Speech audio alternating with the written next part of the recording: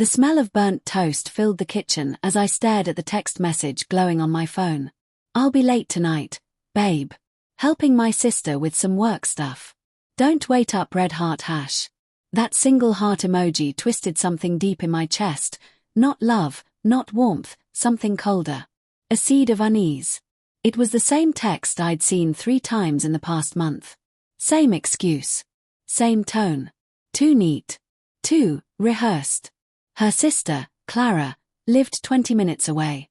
We weren't close, but close enough that we'd exchanged small talk at family gatherings. She was blunt, too honest to lie easily. That's why something felt off.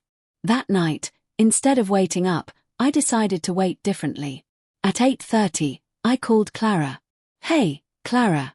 Is Julia with you?" A long pause. I could almost hear her heartbeat on the other end. No. Why?" I closed my eyes, jaw tightening. "She said she's helping you with something." "Oh, right. That must have been earlier. She left, maybe an hour ago." It wasn't just what she said, it was how she said it. Hesitant, cautious, like she was walking on glass. "Got it," I said softly, pretending not to notice the tremor in her voice. "Thanks." I didn't sleep that night. I didn't even move. I just sat at the kitchen table, watching the clock crawl past midnight, listening for the sound of the front door. She came in at 1:12 a.m. Quietly, like a thief. When she saw me sitting there in the dark, she froze. "Oh, hey. You're still up," she said with a smile that didn't reach her eyes. "Yeah," I murmured, staring at her. "Just couldn't sleep." She hung her purse on the chair, her hands trembling ever so slightly. It was a long night. "Clara's been really stressed about work." I nodded. "Yeah. I called her." Her eyes darted up. "What?" I said I called her. Around 9.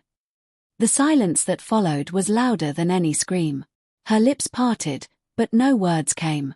Then, like a rehearsed line from a bad play, she said, "Oh, she must have forgotten." "Don't," I said quietly, my voice sharp enough to slice the air. "Don't lie to me right now." She didn't answer.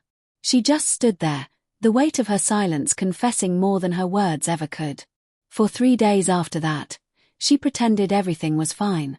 She laughed louder than usual, kissed me on the cheek every morning, made pancakes on Sunday. But something about the way she looked at her phone, that quick flicker of guilt, told me everything I needed to know. I wasn't going to confront her again. Not yet. I wanted the truth to speak for itself. So I made a plan. Clara invited me for coffee that Thursday morning. Her message was short. "We need to talk. Alone." When I arrived, she looked like she hadn't slept in days. Hair messy, eyes rimmed red. She motioned for me to sit down. "I didn't want to get involved," she said, voice cracking. "But I can't lie anymore." The air in the room thickened. My fingers tightened around the coffee cup. "Julia wasn't with me those nights," she said. "She told me not to say anything, said she was meeting clients. But last week, I saw her car parked outside a hotel. Same night she said she was with me." My heart stopped. "Are you sure?" I whispered. She nodded, tears filling her eyes. "I'm sorry. I thought maybe it was nothing. Maybe work. But I saw her again last night. Same hotel. Same car." The world blurred around me. My ears rang. My throat felt like it was closing. I didn't cry. Not yet. That would come later. That evening, I cooked breakfast for dinner, her favorite, eggs, toast, orange juice, the way she liked it on lazy Sunday mornings. I set the table for 3. When she walked in, she smiled, but froze when she saw Clara sitting across from me. "Julia," I said softly, "we were just talking about your late nights." Her face drained of color. "You, what, why?" "I figured it was time we all had breakfast together," I said, forcing a calm I didn't feel. "Since you've been helping her so much." Clara couldn't meet her sister's eyes. Julia turned to her, voice sharp.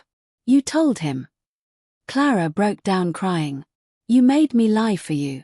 I can't do this anymore, Julia." The silence after that felt infinite. Finally, Julia whispered, "It's not what you think." I laughed, a dry, broken sound. "Then please," I said, leaning forward, "tell me what I'm thinking." She didn't. She just stood there, trembling, mascara bleeding down her cheeks.